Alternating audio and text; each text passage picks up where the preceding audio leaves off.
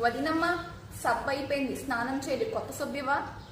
ఇది పూర్తిగా అయ్యే వరకు వాడుకో, రేపటి కోసం.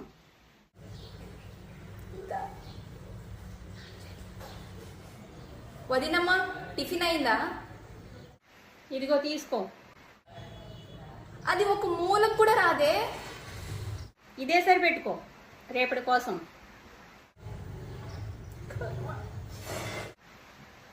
వదినమ్మ, అన్నం పెట్టవే, ఆకలిస్తుంది. తీసుకో. రైస్ ఏది అందులో? రైస్ సేవ్ చేస్తున్నా, రేపటి కోసం. అమ్మ బాబాయ్, ఇక దీంతో నా వల్ల కాదు. అర్జెంటుగా రెడీ అవ్వ, బయటికి వెళ్ళి తినాలి. వదినమ్మ, అక్కడ నా కాస్మెటిక్స్ ఉంటుంది, నువ్వేమన్నా చూసావా? అవన్నీ భద్రంగా బీరువాలో పెట్టి లాక్ వేసా, రేపటి కోసం. రేపటి కోసం రేపటి కోసం అని ఈ రోజు చంపేసేటట్టున్నావు కదా.